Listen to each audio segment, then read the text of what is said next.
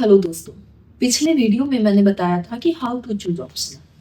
ठीक है, आपको ग्राउंड पता चल गए ऑप्शनल के। अब आप इस वीडियो में देखेंगे कि अगर आप ज्योग्राफी ऑप्शनल लेते हैं तो क्या क्या फायदे हैं।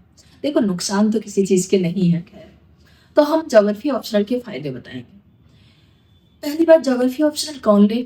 अगर उसका साइंस बैकग्राउंड रहा है, अगर उसका बीटेक बैकग्राउंड रहा है, अगर उसका मैथ बैकग्राउंड रहा है, और अगर उसने लिटरेचर में ज्योग्राफी पढ़ा है या उसको प्रैक्टिकल सब्जेक्ट अच्छे लगते हैं, तो वो ज्योग्राफी ऑप्शनल ले सकते हैं।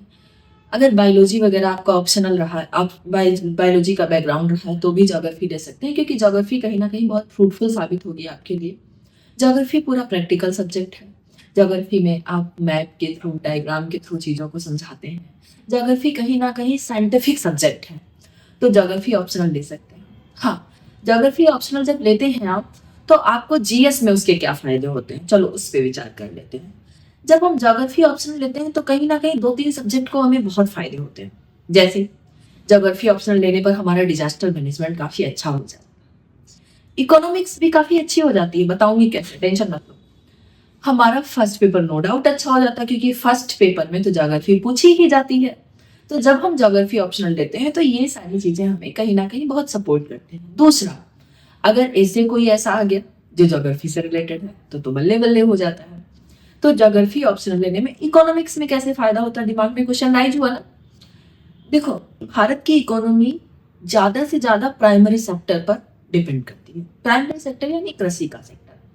हमारे यहाँ की जैसा एनवायरनमेंट होगा, जैसे इन्वायरमेंट में भी ज्योग्राफी फायदा करती है, तो हमारे यहाँ का जैसा ज्योग्राफिकल इन्वायरमेंट होगा वैसे ही हमारे यहाँ की फसलें होंगी। जैसे ही फसलें होंगी वैसे ही उत्पादन होगा, वैसे जैसे उत्पादन होगा वैसे ही हमारी इकोनॉमिक कंडीशन हो जाएगी।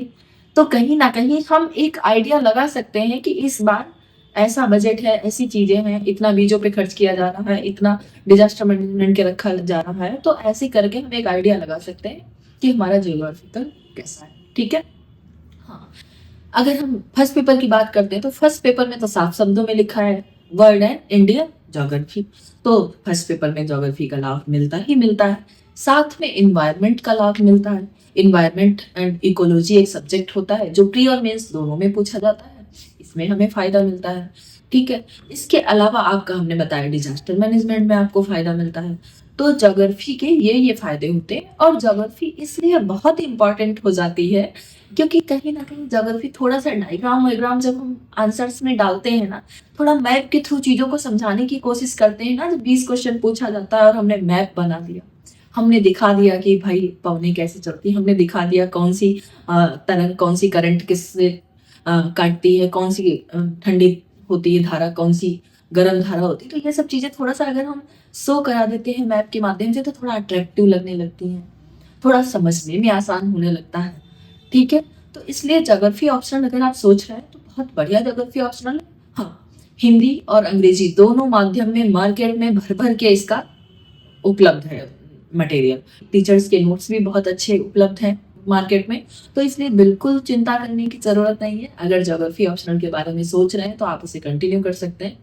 फिर से सेम बात मैं दोहराना चाहूंगी कि जिन लोगों का स्पेशल टाइप का बैकग्राउंड है, जो लोग कंफ्यूज हैं कि कौन सा ऑप्शनल सब्जेक्ट चूज किया जाए, वो सारे लोग हमसे कमेंट बॉक्स में अपना नंबर भेजकर जूम मीटिंग के थ्रू कनेक्ट हो सकते हैं, और हम उनकी इन समस्याओं का, इन दुविधाओं का सलूशन निकालेंगे। Thank you very much.